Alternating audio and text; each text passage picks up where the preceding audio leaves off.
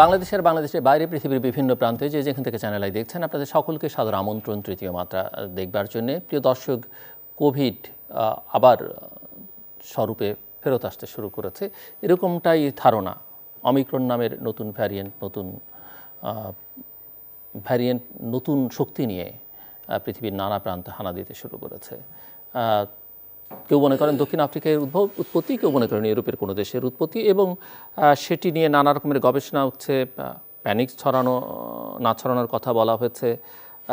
তার বাইরে এখন পর্যন্ত ওমিক্রনে আক্রান্ত হয়ে কেউ মৃত্যুবরণ করেছেন সেটি না পাওয়া গেল। ওমিক্রন খুব দ্রুত ছড়ায় সেটি বোঝা যাচ্ছে, এবং আমরা লক্ষ্য করছি যুক্তরাষ্ট্রের কোনো স্টেটে, ইউরোপের বিভিন্ন দেশে, আফ্রিকার বিভিন্ন দেশে আবার কোভিড আক্রান্তের সংখ্যা বাড়তে শুরু করেছে, মৃত্যুর সংখ্যা বাড়তে শুরু করেছে। বাংলাদেশেও যদি আমরা একটু তাকাই, যেটি একেবারে নিম্নগামী ছিল সেটি খানিকটা ঘোরার চেষ্টা করছে।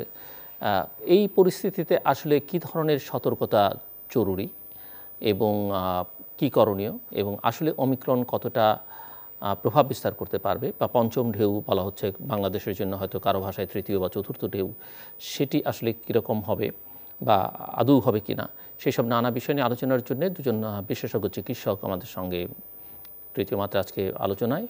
আমার সঙ্গে স্টুডিওতে বসা আছেন বাংলাদেশের প্রধানমন্ত্রীর ব্যক্তিগত চিকিৎসক এবং বঙ্গবন্ধু শেখ মুজিব মেডিকেল বিশ্ববিদ্যালয়ের ইউজিসি প্রফেসর, দেশের স্বনামধন্য মেডিসিন বিশেষজ্ঞ এবং 21 পদকপ্রাপ্ত চিকিৎসক প্রফেসর ডক্টর এবিএম আব্দুল্লাহ। আর যুক্তরাষ্ট্রের নিউ ইয়র্ক থেকে আমাদের সঙ্গে যুক্ত হচ্ছেন ডক্টর মাসুদুল হাসান। ডক্টর মাসুদুল হাসান একজন কার্ডিওলজিস্ট এবং সেখানে শিক্ষকতার সঙ্গে যুক্ত। তিনি যুক্ত হচ্ছেন যুক্তরাষ্ট্রের নিউ ইয়র্ক থেকে। স্বাগত আপনাদের দুজনকেই তৃতীয় মাত্রায়। আমি একটু প্রফেসর ডক্টর এবিএম আব্দুল্লাহ আপনার কাছ থেকে শুনতে চাই যে অমিক্রন নিয়ে অনেক রকমের কথা হচ্ছে, বেশ সতর্কতামূলক ইতিমধ্যে ট্রাভেল ব্যান অনেক দেশ, সাউথ আফ্রিকার অনেক দেশের উপরে করেছে। অমিক্রনের আলোচনা শুরু হবার পরে আমাদের প্রতিবেশী বাংলাদেশকে পর্যন্ত লাল তালিকাভুক্ত করেছে। তো সব মিলিয়ে আসলে কতটা উদ্বেগজনক পরিস্থিতির মধ্যে আমরা আছি একটু আপনার কাছ থেকে বুঝতে চাই, এবং বাংলাদেশের কোভিড পরিস্থিতি যদি আপনি খানিকটা আলোচনার মধ্যে নিয়ে আসেন। ধন্যবাদ আপনাকে। দর্শক শ্রোতাদেরকে স্বাগত জানাচ্ছি, বিশেষ করে যারা তৃতীয় মাত্রার দর্শক চ্যানেল আইতে, তারা তো অনেক রাত জেগে ওই প্রোগ্রামটা দেখেন, তাদেরকে শুভেচ্ছা জানাচ্ছি। তো এটা স্বাধীনতার মাস, আমি শুরুতেই জাতির জনক বঙ্গবন্ধু শেখ মুজিবুর রহমানকে গভীর শ্রদ্ধার সাথে স্মরণ করছি, যার নেতৃত্বে আমরা এই দেশটা স্বাধীনতা পেয়েছি, একটা লাল পতাকা পেয়েছে, লাল সবুজের পতাকা। এবং একই সাথে বঙ্গমাতা শেখ মুজিব এবং 30 লক্ষ শহীদ, 2 লক্ষ মা বোন, যাদের ত্যাগের বিনিময়ে আমরা স্বাধীনতা পেলাম, তাদের প্রতি গভীর শ্রদ্ধা জানাচ্ছি। এবং অন্যান্য শহীদদের সবার প্রতি শ্রদ্ধা জানাচ্ছি, তাদের সবার আত্মার মাগফিরাত কামনা করছি। তো একটা কথা আমাদের বলতে হবে যে মুহূর্তে অনেকটা বলবো না, অনেকটা না, বেশ ভালোই আমরা অনেকটা স্বস্তির মধ্যে কিন্তু ছিলাম কোভিডের নিয়ন্ত্রণ নিয়ে। আমাদের দেশে প্রায় 2 মাসের বেশি হলো কোভিড কিন্তু নিম্নমুখী, আক্রান্তের হার কম, মৃত্যুর মিছিল কম, যদিও আজকেও এবং আমাদের জীবনযাত্রা অত্যন্ত স্বাভাবিক হয়ে গেছে, সব কিছু বাইরে চললে তো মনে হয় না যে কোভিড বলে কোনো কিছু আছে, তাই তো সব কিছু খোলা, স্কুল কলেজ অফিস আদালত পর্যটন বিনোদন কেন্দ্র কমিউনিটি সেন্টার, তারপরে বিয়ে শাদির তো ধুম পড়েই গেছে আর কি, তাই না? ইভেন পলিটিক্যাল কাজকর্ম কিন্তু চলছে, মিছিল মিটিং সবার সময় কিন্তু রেগুলার চলছে। কয়েকদিন আগে আমরা দেখলাম বিভিন্ন রকমের ছাত্রদের মিছিল মিটিং দেখলাম, অন্যান্য পলিটিক্যাল পার্টির, সব কিছু নর্মাল স্বাভাবিক চলছে, স্বস্তির মধ্যে কিন্তু আমরা ছিলাম। আমি বলবো যে এখনও কিন্তু আমরা স্বস্তির মধ্যে আছি, তাতে আমি মনে করি যে অত্যুক্তি কিছু হবে না। যদি আমি বারবার একটা কথা বলি জনগণকে, এই আত্মতুষ্টিতে যেন কেউ না ভোগেন, আত্মতৃপ্তিতে যেন কেউ না ভোগেন, কারণ লোকটা কিন্তু আনপ্রেডিক্টেবল, কখন কি আমরা বলতে পারছি না। কারণ আপনি যদি পৃথিবীর অনেক দেশের সঙ্গে তুলনা করেন, তাহলে বাংলাদেশের পরিস্থিতি কিন্তু অনেকটা ভালোই। আমেরিকার মতো দেশে তাদের মৃত্যু কিন্তু 8 লক্ষ ছাড়িয়ে গেছে, তাদের আক্রান্ত প্রায় 5 কোটির বেশি, 5 কোটি ছাড়া গেছে। ব্রাজিলেও কিন্তু মৃত্যু 6 লাখের বেশি লোক মারা গেছে, আক্রান্ত প্রায় 2 লাখ 2.5 লাখের মতো। আপনি ধরেন যে যুক্তরাজ্য বলেন, ইটালি বলেন, জার্মানি বলেন, সব দেশে, ইভেন রাশিয়ার মতো দেশেও আক্রান্তের হার কিন্তু অনেক বেশি। এবং আমাদের পার্শ্ববর্তী দেশ, তা কিন্তু 4 লক্ষ লোক মারা গেছে, 4 লক্ষের বেশি। সেই হিসেবে আমাদের মৃত্যুর মিছিল কমই বলবো আমরা, যদিও আমি চাই 0 হোক, কেউ যেন না মরুক, এটাই তো চাই আমরা সবাই এটাই কামনা করি। আমাদের দেশে 28,015 জনের মতো হয়ে গেছে, তাই না? এবং আক্রান্ত ধরেন প্রায় 15 লক্ষ, সামথিং 16 লক্ষের কাছাকাছি। সুতরাং অবশ্যই তো এটা স্বস্তিদায়ক, কোনো সন্দেহ নাই, আমরা তো অনেকটা ভালোই আছি। কিন্তু সমস্যা যেটা হলো, এর মধ্যে নতুন দানব একটা শুরু হয়ে গেছে, বা নতুন দানবের যন্ত্রণা, যেটাকে আপনি বললেন অমিক্রন, তাই তো? এটাও করোনারই একটা মিউট্যান্ট ভাইরাস। করোনা তো একটা, তো করোনা এমনি তো আনপ্রেডিক্টেবল, আর এই ভাইরাসটা তার চরিত্র বদলায়, রূপ বদলায়, অনেক কিছু বদলায় ফেলে। এই জন্য আমরা বলি মিউট্যান্ট ভাইরাস। নতুন রূপে সেটা আবির্ভূত হয়, সেটা হলো অমিক্রন। আপনি জানেন যে 26শে নভেম্বর আফ্রিকার কিছু দেশ সেটা পাওয়া গেছে, সাউথ আফ্রিকা এবং আফ্রিকার অনেক দেশ সেটা পাওয়া যাচ্ছে। কিন্তু বর্তমানে 40টা দেশ, পৃথিবীর 40টা দেশ, কিন্তু 40টা দেশে এর সংক্রমণ কিন্তু ছাড়িয়ে গেছে, ইনক্লুডিং ইন্ডিয়া। ইন্ডিয়া তো বেশ কিছু রোগী পাওয়া যাচ্ছে। ইভেন যে যুক্তরাজ্যের মতো দেশে তারা 300 ক্রস করে গেছে আক্রান্তের হার, এবং সেখানে তাদের হিস্ট্রিটা হলো তারা কোনো ওই আফ্রিকার কোনো দেশেও কিন্তু যায় নাই, তবু তারা অনেক রোগী পাচ্ছে। আমেরিকার মতো দেশে ছড়িয়ে যাচ্ছে। আমেরিকান তো গতকালে অনেক রোগী কিন্তু মারা গেছে, প্রায় 1000 উপরে রোগী মারা গেছে, তাই না?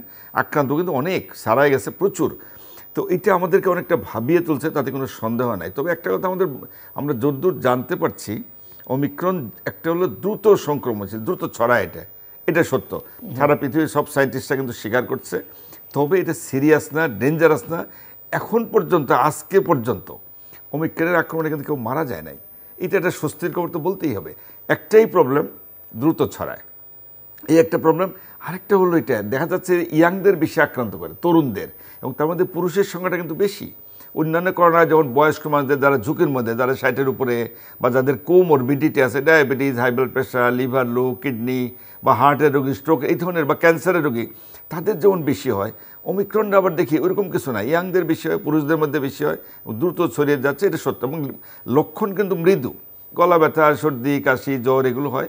তবে অনেক রোগীর নাকি কমপ্লেন করে, আমরা যদিও রুগী দেখে নিই, আমরা মিডিয়াতে দেখে দেখে যা পাচ্ছি এটাই বলছি, খুব ক্লান্তি, খুব টায়ার্ড হয়, দুর্বল, হঠাৎ করে ভালো মানুষ, একটু জ্বর সামান্য কাহিল হয়ে গেল, তারপরে দেখা যায় যে অমিক্রন কিন্তু পজিটিভ। তারপরেও আমি বলবো, যেহেতু এটা দ্রুত সংক্রমণশীল, দ্রুত ছড়িয়ে যাচ্ছে, আমাদের কিন্তু সত্যিই এটা কিন্তু একটা ভাবিয়ে তোল, তাতে কোনো সন্দেহ নাই।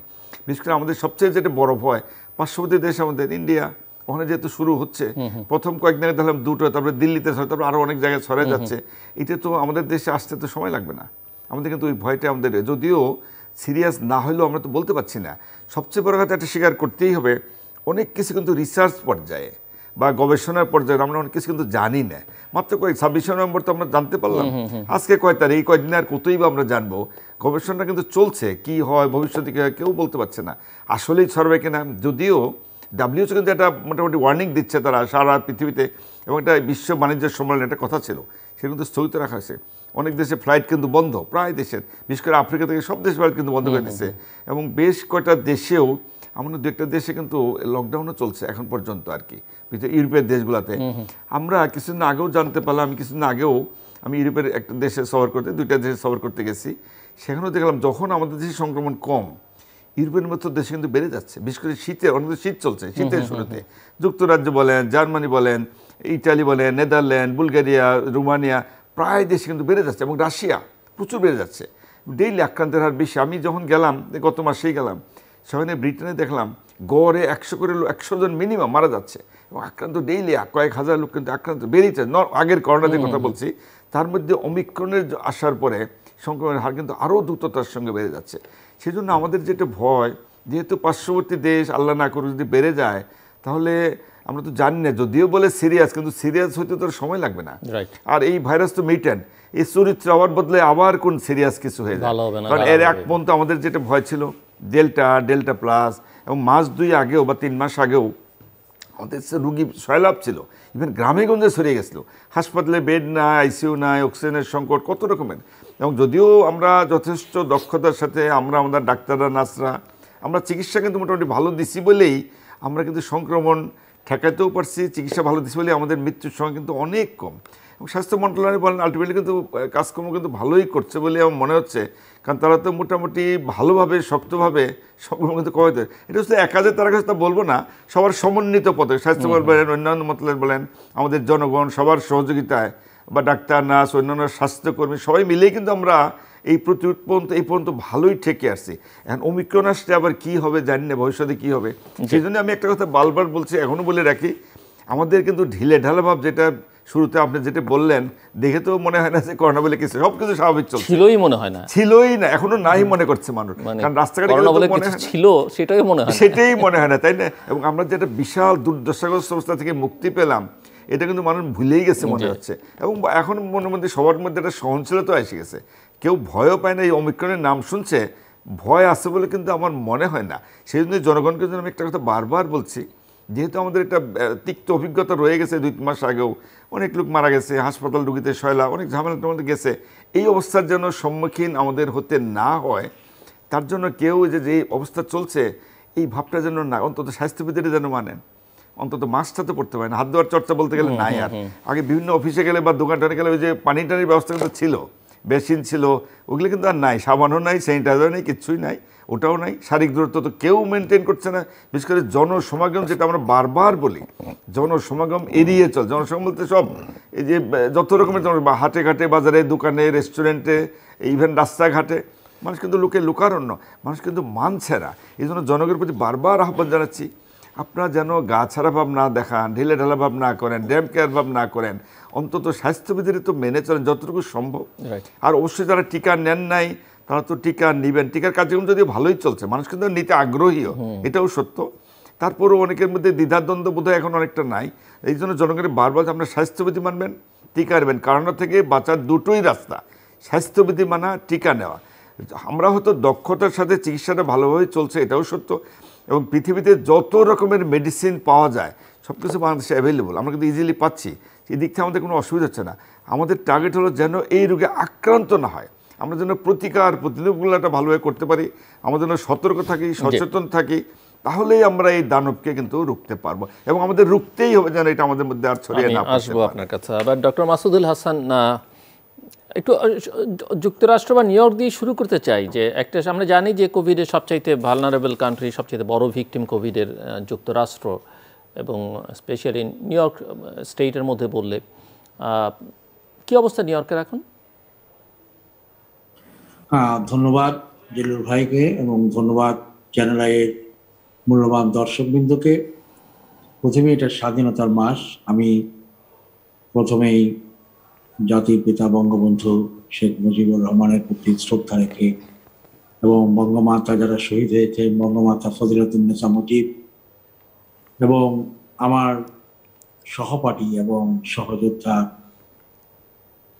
শহীদ ক্যাপ্টেন মুক্তিযোদ্ধা শেখ কামাল সহ বঙ্গবন্ধু পরিবারের যারা শাহাদত বরণ করেছেন এবং যারা মুক্তিযুদ্ধে শাহাদত বরণ করেছেন এবং যারা করোনাতে শাহাদত বরণ করেছেন, তাদের সবার প্রতি শ্রদ্ধা রেখে আমি শুরু করছি।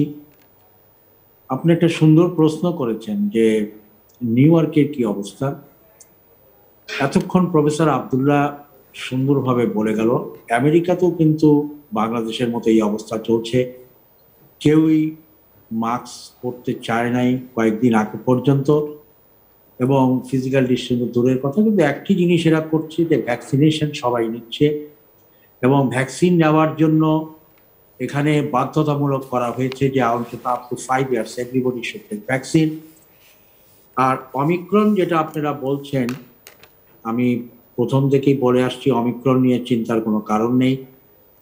এটা কিন্তু খুব দ্রুত ছোঁয়াচে রোগ, মানে খুব কন্টামিনেটেড, হাইলি কন্টামিনেটেড, যেটা প্রফেসর আব্দুল্লাহ একটু আগেই বলেছে যে এটা হঠাৎ করে আপনি ভালো আছেন, হঠাৎ করে আপনি খারাপ হয়ে যাবেন।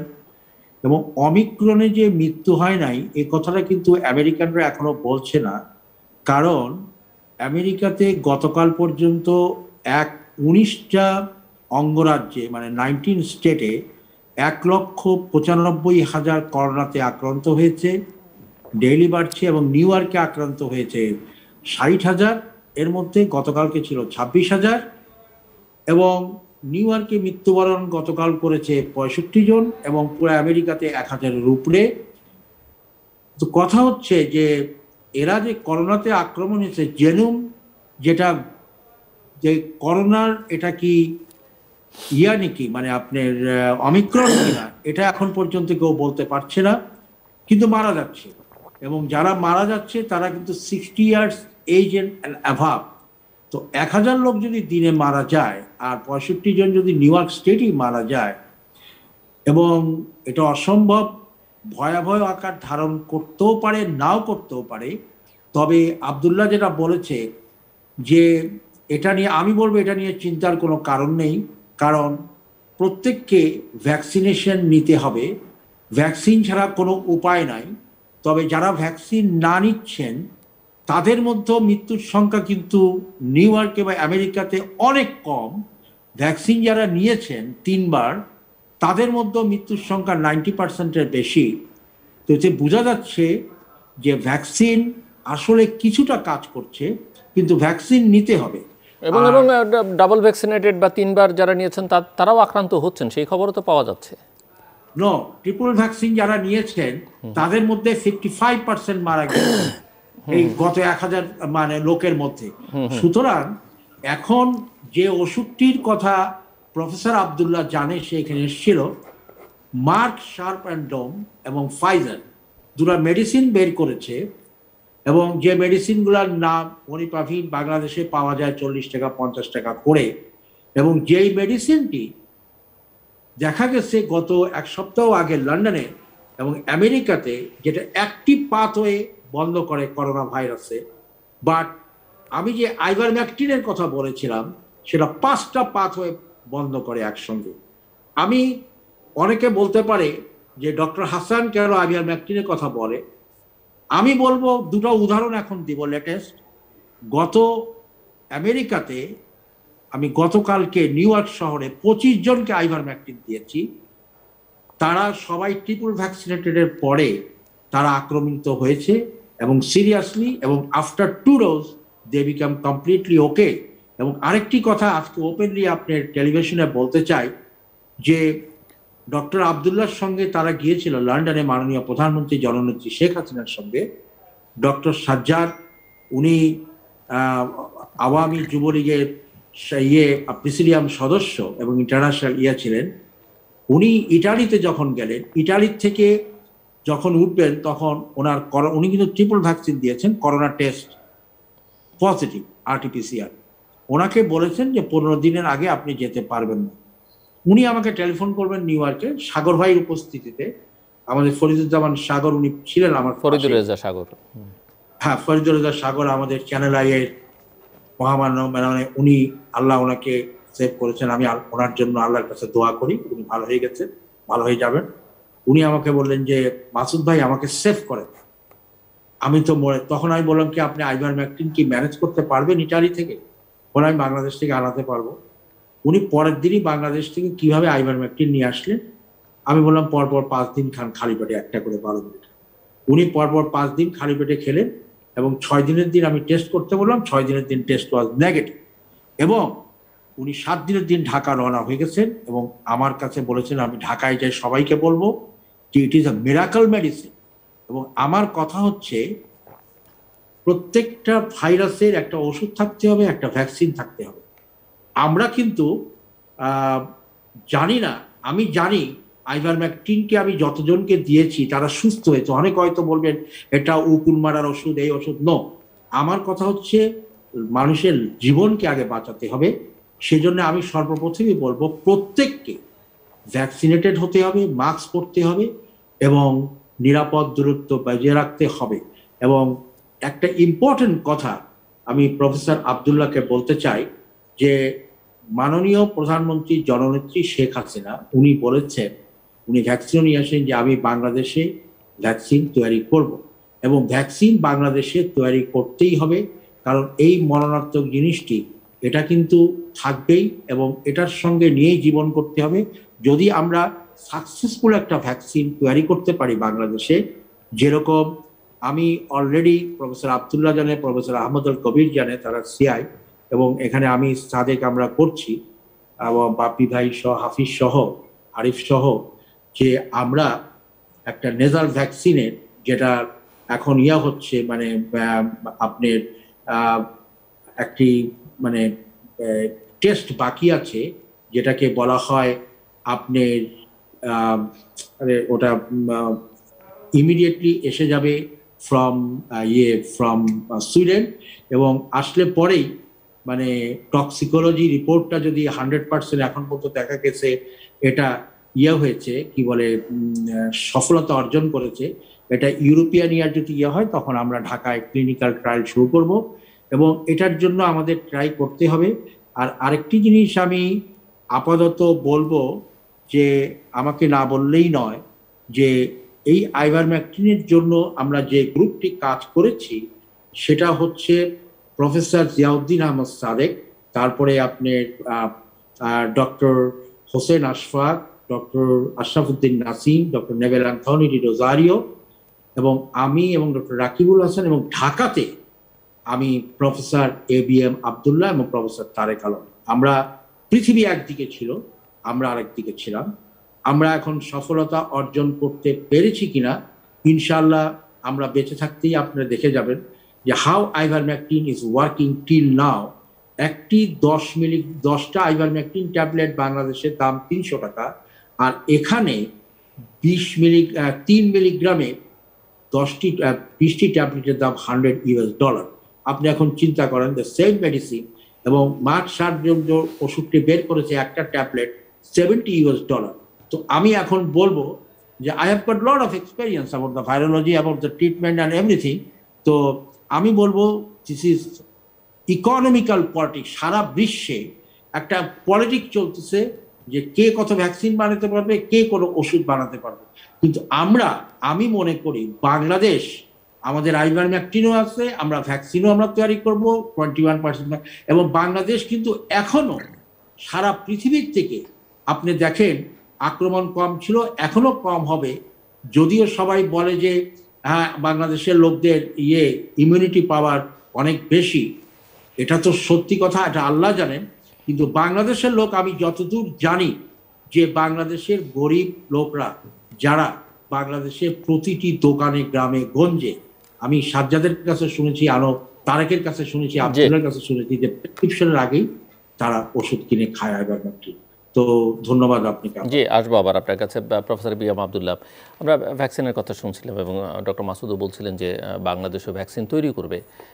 নানান সময় নানান খবর দেখলাম, নানান চুক্তির খবর দেখলাম, ঔষধের কথাও দেখলাম যে বাংলাদেশে ঔষধও তৈরি হচ্ছে।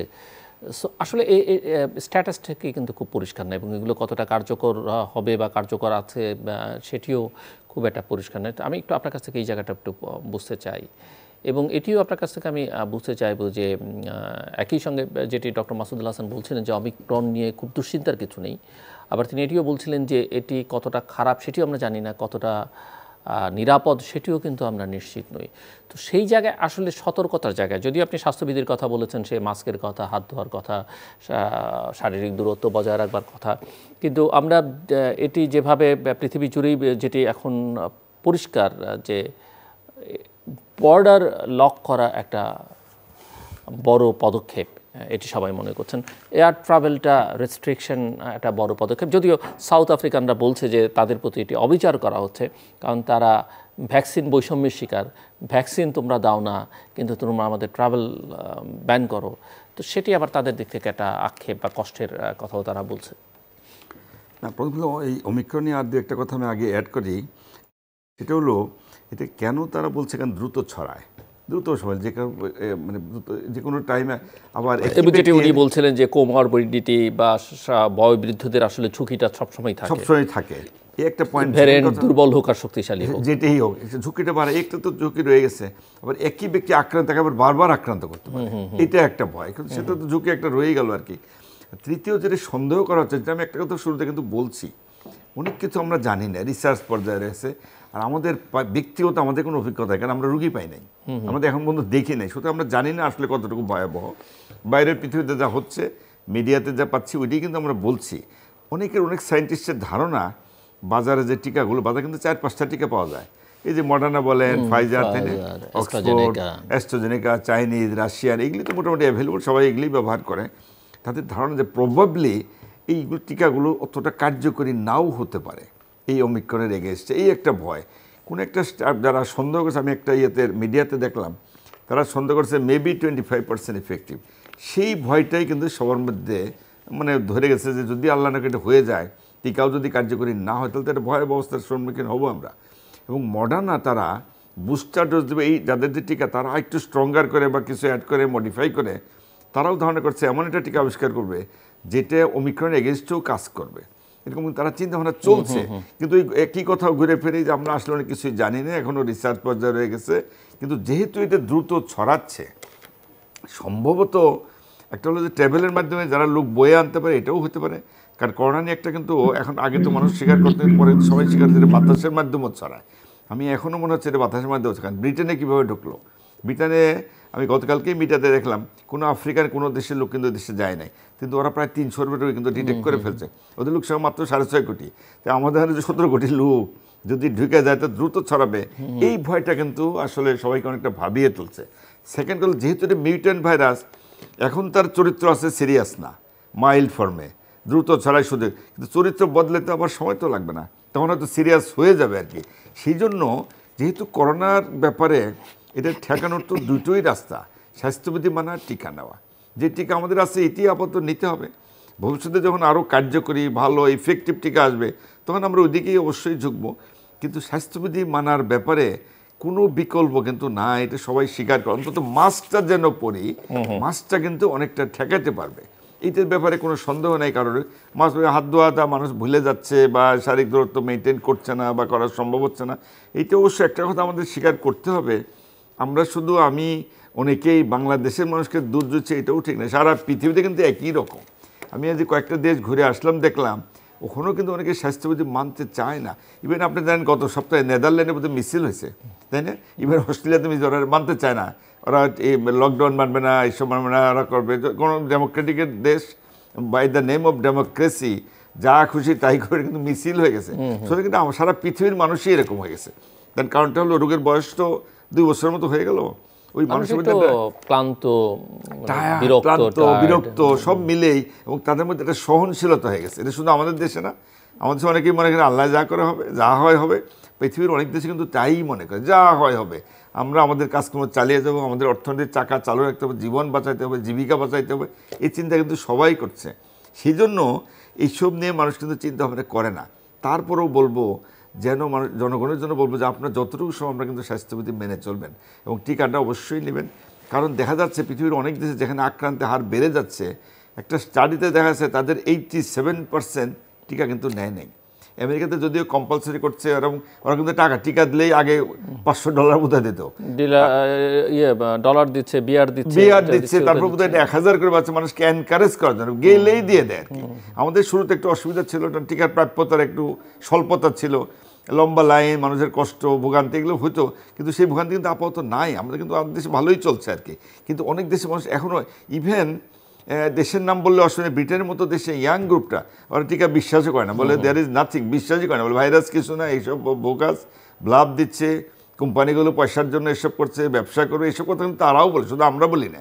অনেক লোক আমার সাথে পার্সোনালি কিছু কথা হয়েছে, টিকা নেয় নেই, আমি দেখছি ইউনিভার্সিটির ছেলে এরকম কিছু কথা হয়েছে, ইয়াং পোলাপান নিতে চায় না।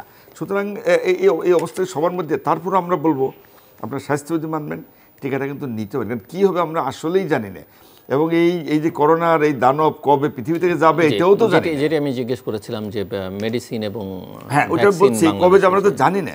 সুতরাং আমাদের টার্গেট হলো প্রতিকার, প্রতিরোধ। আর মেডিসিন তো হলো আক্রান্ত হয়ে গেলে আমরা চাই যেন আক্রান্ত না হয়। কারণ প্রোফাইলেকটিক তো কোনো মেডিসিন নাই যেটা সন্দেহ করা হচ্ছে যে এইটা খাইলে হবে না, এরকম ওষুধ কিন্তু বের হয় নাই। ইভেন আক্রান্ত হয়ে গেলেও স্পেসিফিক কিন্তু ট্রিটমেন্ট নাই তেমন, যদিও নতুন একটা ড্রাগ বের হয়ে গেছে। এই যে মলনুপিরাভির রয়েছে, আমি আসতেছি, এর আগে আমরা যেগুলো পৃথিবীতে দেওয়া হতো ওগুলো কিন্তু আমরাও দিতাম, দিয়ে যদিও স্পেসিফিক না, কিন্তু ট্রিটমেন্ট দিয়ে হয়তো উপকার আমরা পেতাম, কাজ হইতে বলেই তো আমাদের রোগী ভালো হচ্ছে। বিভিন্ন রকম যে ফেভিপিরাভির ছিল, যে মাসুদ ভাই আইভারমেকটিন নিয়ে অনেক কথা বললেন, এগুলোও ছিল, ডেক্সামেথাসোন অনেক ইউজ, স্টেরয়েড জাতীয় কিন্তু এটা দেওয়া হয়, রেমডিসিভির, অনেক সময় কিন্তু প্লাজমা থেরাপিও ছিল, যদিও এখন WHO বলছে যে প্লাজমার নো রোল, কিন্তু এগুলো মানুষ কেন করছে, ট্রাই করে দেখছে কোনটা দিয়ে এক্সপেরিমেন্ট করা।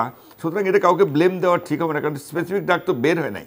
লেটেস্ট যেটা বের হচ্ছে মলনুপিরাভির যেটা বলা হচ্ছে, এটা কিন্তু আমাদের দেশে অ্যাভেলেবল, কয়েকটা কোম্পানি অলরেডি কিন্তু বাজারজাত করে ফেলছে। কিন্তু আমরা এমন সময় ইউজটা আসলো, আমাদের কিন্তু এত রুগী নাই। আগে যেমন রুগীতে সয়লাভ ছিল, 2 মাস আগেও মেডিসিনটা পাইলে তাহলে আমাদের একটা অভিজ্ঞতা হতো। তাও তো বলতেছে যে ভেরি ইফেক্টিভ, কার্যকরী, দিতে হয় আর্লি স্টেজ 5 থেকে 7 দিনের মধ্যে, এবং মাইল্ড টু মডারেট রোগীদের কাজ করে। সিরিয়াস হয়ে গেলে বা লাঙে আক্রান্ত বেশি হয়ে গেলে, আইসিইউতে গেলে, তখন এটা কোনো কার্যকারিতা থাকে না। তারপরেও যদি আমরা এটা আগে পেতাম, বা টিকা তৈরির কথা যেটি শুনেছিলাম আমরা, হ্যাঁ এই কথাটা বলছি আমি, টিকার কথা বলছি। তো তারপরেও আমি বলবো যে এটা যেহেতু পৃথিবীর অনেক দেশে পাওয়া যাচ্ছে, অন্তত একটা ওষুধ তো পেলাম আমরা, আমাদের রুগী কম। তা আমি ব্যক্তিগতভাবে আমি 2-3 জন রোগীকে কিন্তু এটা দিয়ে অলরেডি প্রেসক্রাইব করছি আর কি, কারণ দেখি আমরা, এবং তারা কিন্তু ভালো আছে বলছে, এবং তারা 6-7 দিনের মধ্যে দেখা যায় এটা নেগেটিভ হয়। তারা মাইল্ড কেসে প্রথম আর্লি স্টেজে আমি শুরু করছি, এবং তারা মনে হয় এটা কার্যকরী। তারপরে আমি বলবো যে আমাদের এখনও অভিজ্ঞতা বলতে পারি লিমিটেড আর কি। আর সেকেন্ড যে আপনার প্রশ্নে আসি, ভ্যাকসিন যে কথাটা বলা হচ্ছে, আমি তো বিভিন্ন সময় প্রধানমন্ত্রী প্রধানমন্ত্রীকেও আমি একটু কথা বলছিলাম একবার, যে এই দেশে ভ্যাকসিন যেন তৈরির ব্যবস্থা করা, কারণ যে কোনো রোগ, এই ধরনের রোগ, ভাইরাস রোগ, তাকে প্রতিরোধটাই কিন্তু জরুরি। প্রতিরোধ স্বাস্থ্যবিধির পরেই কিন্তু টিকাটা জরুরি। এবং টিকা বাইরে থেকে আপনি কতদিন আনবেন? মাঝখানে যখন ইন্ডিয়াতে একবার আপনি জানেন যে একবার মাঝখানে বন্ধ করে দিল, যদিও তারা দিচ্ছে আবার, তা আমাদের যেন এই অবস্থার সম্মুখীন হতে না, আমাদের দেশে টিকা তৈরি করা উচিত। আমাদের কিন্তু অবকাঠামো আছে, জনবল আছে, ওই মানে আমরা করার সুযোগও আছে, শুধু কিছু টেকনোলজি লাগবে, র মেটেরিয়াল লাগবে। সেটা তো শুনলাম আমরা, বাংলাদেশের একটা কোম্পানি তারা ঘোষণা দিল তারা চেষ্টা করছে, আরেকটি কোম্পানির সঙ্গে চুক্তি হলো, সেটাও হয়ে গেছে। হ্যাঁ, এটাও ঠিক, কিন্তু তারপরে তো কোনো অগ্রগতি কোনো দিক থেকে অগ্রগতিটা এখনো হয় না। আসলে প্রথম তারা বলছে এটা অ্যাসেম্বল করবে, মেটেরিয়াল এনে শুধু প্যাক করবে, তারপরে আমাদের দেশে তৈরি করবে। তারপর আমি মনে করি কার্যক্রম চলছে, আগামী বছরেই দেখবেন আমাদের দেশে টিকা কিন্তু তৈরি হবে বলে আমার মনে হয়। আমি ডক্টর মাসুদের কাছে যেতে চাচ্ছি, সেটি হচ্ছে যে বুস্টার ডোজ পৃথিবীর অনেক দেশে এখন দিচ্ছে। সো বাংলাদেশে তো টিকা কার্যক্রম শুরু হবার পর ইতিমধ্যেই অনেকের 1 বছর পার হয়ে গেছে। সো বাংলাদেশের ক্ষেত্রে বুস্টার ডোজের কি করা উচিত? ওটাও ওই পয়েন্টটাও ইম্পর্টেন্ট। আমি টিকা নিয়ে আরেকটা কথা বলি, আপনি হয়তো জানেন আমাদের দেশে কিন্তু একটা টিকা ট্রায়াল চলবে, বঙ্গভ্যাক্স, তাই না? ওরা কিন্তু এনিমেলের ট্রায়ালটা অলরেডি ইঁদুর বানর ট্রায়াল হয়ে গেছে, এবং বিএমআরসি কিন্তু অ্যাপ্রুভালও দিছে।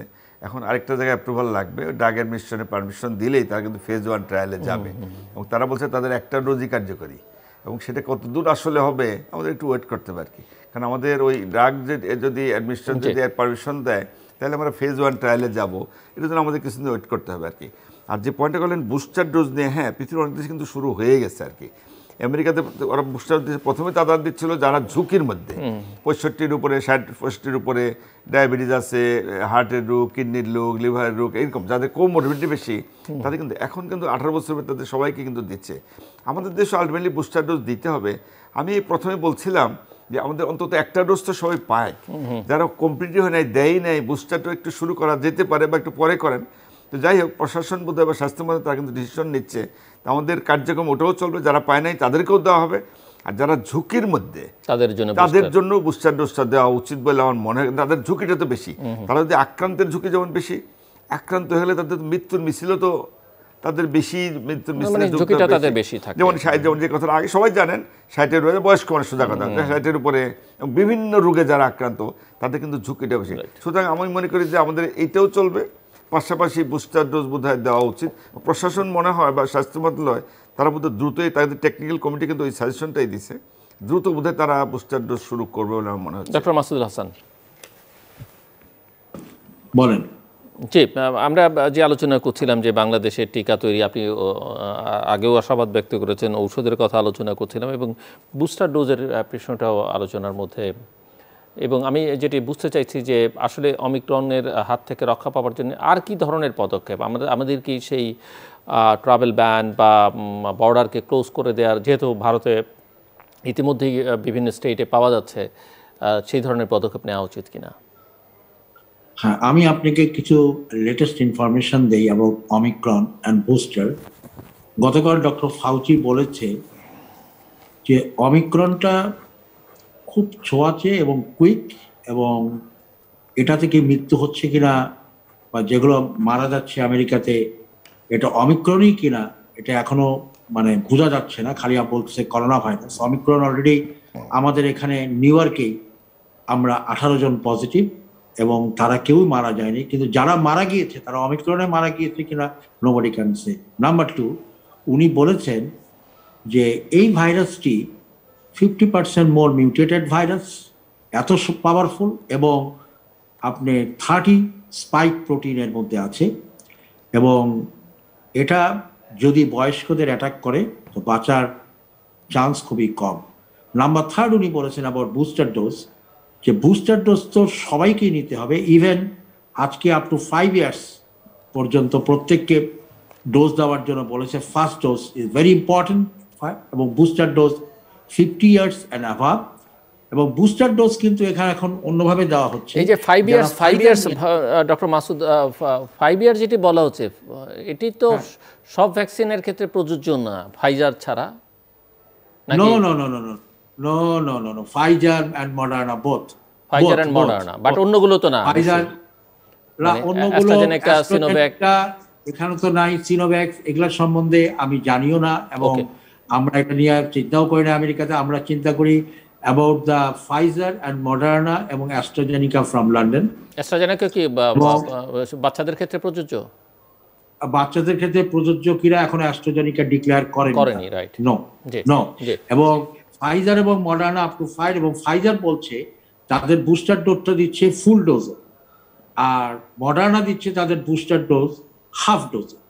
আবার Pfizer যারা নিচ্ছে তারা Moderna এসে দিচ্ছে বুস্টারে হাফ, আবার মডার্না যারা নিয়েছে তারা যে আবার ফাইজারের বুস্টারের ফুল নিচ্ছে, বলছে যে একটা দিলে পাওয়ারফুল বেশি হবে।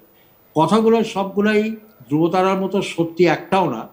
আমরা আব্দুল্লাহ বলেছে যে we are still trying, but একটা জিনিসকে আপনাকে চিন্তা করতেই হবে, you have to manufacture vaccine in Bangladesh. কারণ বাংলাদেশ যদি ভ্যাকসিনকে না তৈরি করতে পারে এই মুহূর্তে, তাহলে পরে বাংলাদেশে যে সামনে যদি একটা বিরাট ঝড় আসতেছে, কিন্তু অলরেডি ফাউচি বলে দিয়েছে যে একটা মিউটেটেড আসছে যেটা থেকে বাঁচার কোনো উপায় থাকবে না, ভ্যাকসিনেটেড করতে হবে। যেটা এখনই আব্দুল্লাহ বলেছে যে দুটো ভ্যাকসিন আপনি জিজ্ঞাসা করেছেন, এবং you are correct, I should support you, যে ভ্যাকসিন তৈরি করছে, but why there is no vaccine till now. আমার কথা হচ্ছে কোন জায়গাটায় সমস্যা হচ্ছে। The BMRC should see and health ministry should see. মাননীয় প্রধানমন্ত্রী তো উনি অর্ডারই দিয়ে দিয়েছে, এবং উনি বলেছেন আমি বাংলাদেশে ভ্যাকসিন তৈরি করব। তো আমার কথা হচ্ছে হোয়াট দ্য সাইন্টিফিক, মানে বিএমআরসি কি করছে, বঙ্গভ্যাক্স এতদিন লাগছে কেন, বা আরেকটা লাগছে কেন? সেজন্যে হোয়াট উই আর ডুইং, আমরা টক্সিকোলজি রিপোর্ট যখন 100% পজিটিভ না পাবো, attested by European Medical Association, তারপরে আমরা বাংলাদেশে পাঠাবো। ওখানে ডক্টর আহমদুল কবির আছে আর ডক্টর আবদুল্লাহ আছে, দুজনই তারা এটা করবে বিএমআরসির পারমিশন নিয়ে, এবং সেটা নেজাল ভ্যাকসিন। এবং নেজাল ভ্যাকসিনে আপনার কোনো গ্রামে যেতে হবে না, যেতে হবে না, পুশ করতে হবে না। প্রথম একটা ভ্যাকসিন দিবে, প্রথম সপ্তাহে একটা পাফ দিবে, 4 সপ্তাহে একটা পাফ দিবে, 1 বছরের জন্য এটা হয়ে যাবে, বাড়াতে লাগবে $2। আলটিমেটলি আপনি এখন পর্যন্ত দেখেন যে HIV ভ্যাকসিন গত 18 বছর ধরে বাই করতে পারেন আমেরিকা। হাও আপনি করোনা ভাইরাসের ভ্যাকসিন 2 বছরের মধ্যে বের করে ফেলবেন? তাড়াহুড়া করে বাই করেছে, ট্রাম্পের প্রেশার নিয়ে, ঠিক আছে বের করেছে। এখন এই ভ্যাকসিনগুলো আদৌ কার্যকরী করছে কিনা, কারণ ভ্যাকসিন যারা নিচ্ছে তারা কিন্তু আক্রমণিত হচ্ছে, কিন্তু কম হচ্ছে, একটু ঠেকাচ্ছে। কিন্তু ভ্যাকসিন সবাইকে নিতে হবে, কারণ something is better than nothing. এবং ভ্যাকসিন নেওয়ার লোক মারাও যাচ্ছে, ভ্যাকসিন নেওয়ার লোক প্রচুর মারা গেছে, প্রচুর মারা যাচ্ছে। আমি একজনকে জানি, প্রফেসর আবদুল্লাহ এখনই বলেছে, যে একটা লোক আক্রমণিত হয়েছে, পরপর 5 বার আক্রমণিত হয়েছে। 22 বছরের একটি নার্স বাংলাদেশে পরপর 3 বার আক্রমণ হয়ে 4 বারের বার সে মারা গেছে। She was having 22 years old only. 2019, 2020, 2021 she died. 22 বছর। সো আমরা বলি 2020 এবং 2021, কারণ 2019 তো ইয়ে ছিল না, কোভিড ছিল না, ডিসেম্বরে শুরু হয়েছে, ডিসেম্বরে আমরা প্রথম চীনের প্রথম চায়না, ওটা না 20 বলতে হবে, 31 ডিসেম্বর। আপনার মার্চ থেকে শুরু হয়েছে বাংলাদেশে, আমেরিকাতে। হ্যাঁ, বাংলাদেশে মার্চ থেকে, আমেরিকাতে 2020 মার্চে, 2020 হ্যাঁ, 20 সে 2 বার আক্রমণিত হয়েছে, 22 তে সে মারা গেছে। এবং বাংলাদেশি আরেকজন লোক 42 ইয়ার্স ওল্ড, সে গাড়ি চালাতো, এখানে ক্যাব চালাতো। 2020 তে সে আক্রমণিত হয়ে হাসপাতালে ভর্তি হয়ে রিটার্ন আসছে, আবার আক্রমণ হয়েছে, রিটার্ন আসছে, তৃতীয়বার বাসায় এসে মারা গেছে। সুতরাং করোনা কি, আমরা যতই চিন্তা করি, আপনারা মিডিয়া বাংলাদেশি এবং সারা পৃথিবীতে আপনারা CNN এর মতোই কাজ করছেন, যেভাবে আপনারা প্রিন্ট মিডিয়া এবং ইলেকট্রনিক মিডিয়া করছেন, বাংলাদেশের লোকরা হয়তো মনে করছে যে এরা কি পাগল নাকি এসব কথাবার্তা বলে। কিন্তু আমার কথা হচ্ছে যেভাবে বাংলাদেশের লোকজন চলাচল করছে, আমি বলবো, sorry to say that I should Apology, it is a really stupidity. এতবার বলার পরেও আমরা নিজেকে সতর্ক। আমেরিকাতে এখন কিন্তু রেস্টুরেন্টের ভিতরে, নিউ ইয়র্ক শহরের কথা বলি, রেস্টুরেন্টের ভিতরে, বড় বড় অফিসের ভিতরে যদি আপনার ভ্যাকসিন কার্ড না থাকে, আপনার বড় বড় যদি করোনা পিসিআর টেস্ট আপনার নেগেটিভ না থাকে, কি বলে, in addition to the vaccine, you can't enter. কেউ না, বাইরে তারা যারা যারা খাচ্ছে। এবং আরেকটি ডেঞ্জারাস কথা হয়েছে যে আপনার মাস্কটা আপনি পরলেই চলবে না। অনেকে দেখা যায় মাস্ক পরেছে, হাত দিয়ে ধরছে, আবার মাস্কটা খুলে আবার চুলকাচ্ছে। তো আমার একটা রিকোয়েস্ট হবে, যারা মাস্ক পরবেন দূরত্ব বজায় না রাখেন, ভ্যাকসিনেটেড হন, কিন্তু আপনারা যখন নাকে মুখে হাত দিবেন তখন একটা স্টেরাইল টিস্যু পকেটে রাখেন, ওই টিস্যুটা দিয়ে নাকটা মুছবেন। আমি এখন অনেককে দেখেছি এবং তারা আক্রমণিত হচ্ছে। এবং আমি এখন আবারও বলবো, আপনার মিডিয়ার থ্রুতে প্রফেসর আব্দুল্লাহকে রিকোয়েস্ট করব যে মাননীয় প্রধানমন্ত্রী উনি কিন্তু একটি মৃত্যু দেখতে চান না, উনি বলেছেন। ডক্টর আব্দুল্লাহকে আমি রিকোয়েস্ট করব যে বিএমআরসি যেন কুইকলি একটি ভ্যাকসিন তৈরি, পারমিশন দিয়ে ভ্যাকসিন তৈরি করে, নাহলে উইদিন 6 মান্থ। আব্দুল্লাহ, তুমি বললা জানুয়ারির মধ্যে হবে, next year, January is already there. আমি তোমাকে বলছি by the end of the December এরকম চললেও বাংলাদেশ তৈরি করতে পারবে না। এখন আব্দুল্লাহকে বলো, তুমি বলো আমি একটু পয়েন্ট বলে, ফাইনাল রাউন্ড আসলে আপনার ওই একটা পয়েন্ট বলতে তখন আমার বলা হয় নাই, ওই যেগুলো বলেন বর্ডারের কথা কিভাবে ঠেকাবেন। হ্যাঁ, কয়েকটা পয়েন্ট, যেহেতু এটা ছড়ায় দ্রুত, সুতরাং প্রথম কথা হলো আমাদের কয়েকটা জিনিস খেয়াল রাখবে। এয়ারপোর্টের মাধ্যমে আসতে পারে, বাইরে থেকে যারা আসে। এখন আমাদের দেশে ফ্লাইট কিন্তু আফ্রিকা থেকে অলরেডি বন্ধ করা হয়েছে, তারপর অন্য দেশ থেকেও তো আসতে পারে। তো আমার মনে হয় যে এয়ারপোর্টে এই স্ক্রিনিং যে ব্যবস্থাটা, এটা জোরদার করতে হবে। মানে যেই আসুক টেস্ট করতে হবে কম্পালসরি। আমি একটা কথা বারবার, টেস্ট করতে পারার জন্য তারা হয়রানির শিকার না। এটাও কিন্তু অনেক কমপ্লেন করে, এই 2 ঘন্টা বসার এই করে না, দেরি করে, এই করে, এইসব যেন না হয়। টেস্ট করে যাদেরই পজিটিভ হবে তাদেরকে আইসোলেশন, কোয়ারেন্টাইন কঠোরভাবে যেন মানা হয়, তার একটা ব্যবস্থা করে। আইসোলেশন কোয়ারেন্টাইন এটা তো দুইভাবেই হতে পারে, এটা তো হোমেও হতে পারে, ইনস্টিটিউটে প্রাতিষ্ঠানিক হলে ভালো হয়। প্রাতিষ্ঠানিক হলে সবচেয়ে ভালো, কারণ হোমে যে আসলে মানুষ থাকে না, ওই ঘুরে বেড়ায়, লোকজন আসে, দেখা করে, বিদেশ থেকে আসছে, এসব ঘটনা কিন্তু ঘটছে। তো এয়ারপোর্ট শুধু না, এয়ারপোর্ট এই যে ল্যান্ড বর্ডার তো আমাদের পার্শ্ববর্তী দেশ ইন্ডিয়ার সঙ্গে রয়ে গেছে, বর্ডারে অনেক বৈধ অনেক লোকজন কিন্তু আসে, পলায় আসে, এমনিও আসে।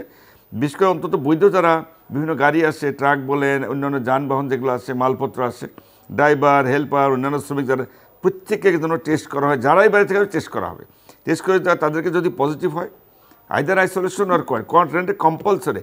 এর আগে 2-3 মাস আগে যখন ডেল্টার ব্যাপার যে ছিল, পজিটিভ হলেই কোয়ারেন্টাইন রাখতো হোটেলে, কিন্তু ঠিকই তার লোকজন দেখা করতো বাইরে এদিক ওদিক ঘুরছে, বেড়েছে, পালায় গেছে, খবরই নাই। এরকম অবস্থা যেন না হয়। আমাদের এয়ারপোর্ট বলেন, ল্যান্ড বলেন, জলপথ বলেন, স্থলপথ যাই বলেন, বা যে রেলওয়ে বলেন, যে লোক বাইরে থেকে তাদের জন্য টেস্ট করা হয়, তাহলে কিন্তু আমরা ঠেকাতে পারবো। পজিটিভ হলেই কঠোরভাবে আইসোলেশন আর কোয়ারেন্টাইন, এই ব্যাপারে যেন কোনো কারচুপি বা কার্পণ্য বা ঢিলাঢালা ভাব যেন না করা হয়, তাহলে আমরা ঠেকাইতে পারবো। নাহলে যদি ছড়ায় যায় তাহলে তো আমাদের জন্য একটা ভয়াবহ অবস্থা হবে। আর টিকার ব্যাপারে মাসুদ ভাই যে কথাটা বলছেন, না বিএমআরসি তো দিচ্ছে, যে বঙ্গভ্যাক্সের কথাটা বললাম, তারা কিন্তু অলরেডি পারমিশন দিয়ে দিচ্ছে আর কি। কিন্তু এটা সায়েন্টিফিক ব্যাপার, তো যতই তাড়াহুড়ো করে তো করা যায় না। সায়েন্স তো সায়েন্সের মতোই চলবে আর কি। যেমন তারা ইঁদুরের টেস্ট করলো, কিছু দেরি হয়েছে, তারা বানরের টেস্টটা তখন করে নাই, বানরের টেস্ট করে তারা রিপোর্ট দিচ্ছে, বিএমআরসি পারমিশন দিচ্ছে। এখন ড্রাগ এডমিশন হয়তো পারমিশন দিলেই ফেজ 1 ট্রায়ালে যাবে। ফেজ 1 মানে 60-65 জন লোককে কিন্তু ট্রায়াল দেওয়া হবে। যদি সাকসেসফুল হয় তখন আবার ফেজ 2-3 কিন্তু আছে। আপনি চাইলেই তার আরো করে পারবেন না, অনেক সময় 2-3 একসাথেও করা যেতে পারে, কিন্তু ডিপেন্ড করে ফেজ 1-এ যদি এটা সাকসেসফুল হয়। তা আমরা ওয়েট করছি, আমরা তো ভালোই চাই তারা এটা সাকসেসফুল, এটাও আমরা চাই। হইলে আমরা ফেজ 2-তে হয়তো যাবো, তারপরে বোঝা যাবে যে আসলে কার্যকরী কিনা। ফেজ 2-3 যদি ট্রায়াল হয়ে কার্যকরী হয়, তখন হয়তো ভ্যাকসিন তৈরির দ্রুত একটা পদক্ষেপ নেওয়া যেতে পারে আর কি, এটা কোনো সন্দেহ নাই।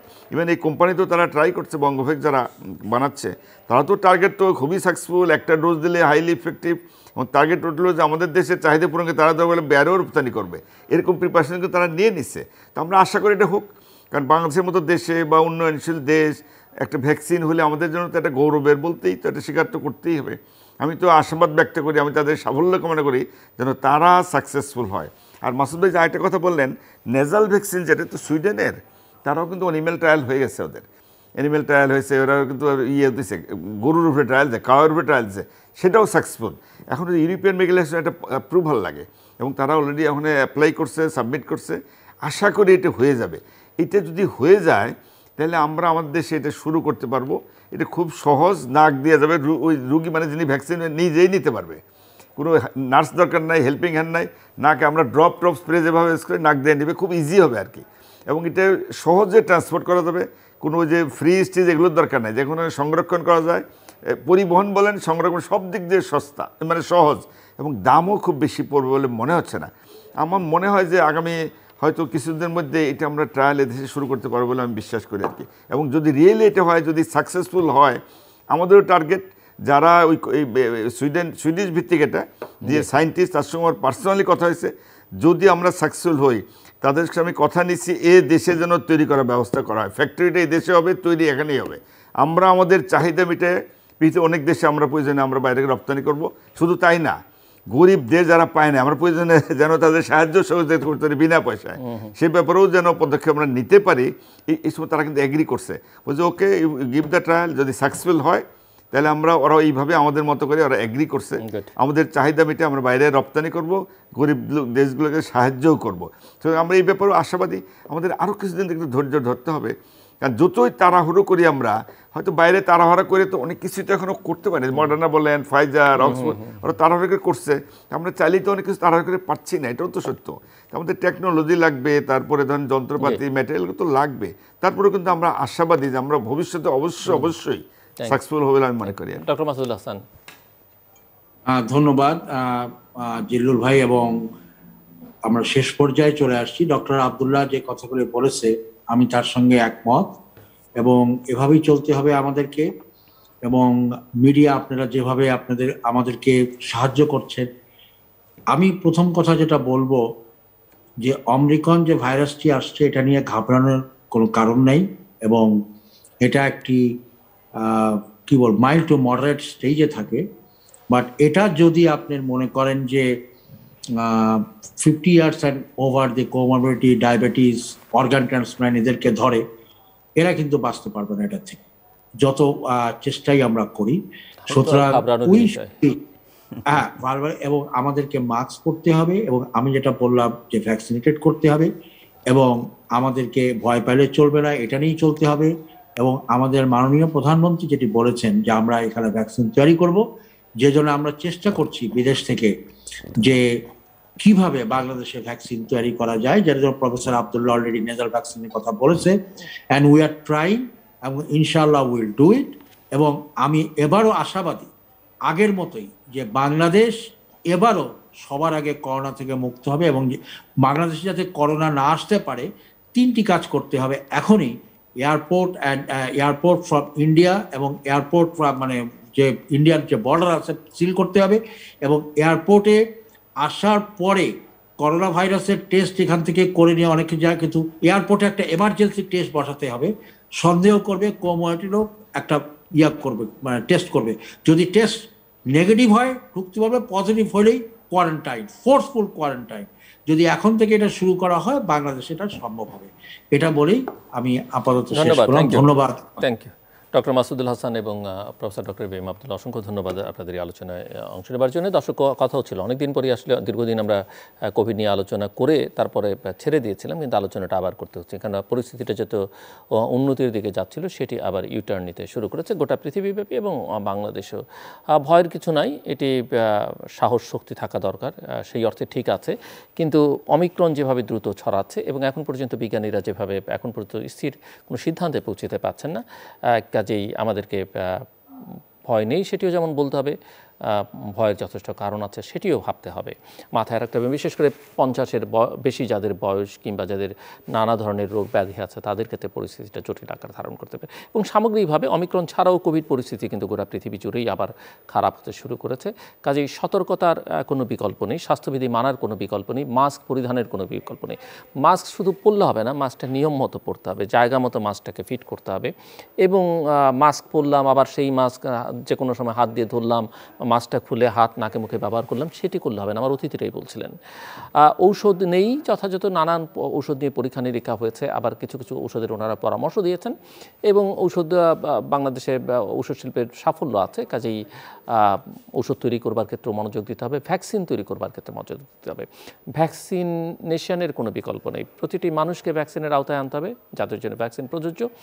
বুস্টার ডোজ নিয়ে ভাবতে হবে, বিশেষ করে যারা ভালনারেবল বেশি তাদের জন্য, এবং ভ্যাকসিন তৈরির উদ্যোগটাও নিতে হবে এবং সতর্ক থাকতে হবে পৃথিবীর অন্যান্য প্রান্ত থেকে মানুষ আসবার ক্ষেত্রে তাদেরকে আমরা কতটা প্রবেশ করতে দিব, কতটা দিব না, কিভাবে চেক করব, টেস্ট করব, সেই জায়গাগুলোতে অনেক বেশি মনোযোগ দিতে হবে।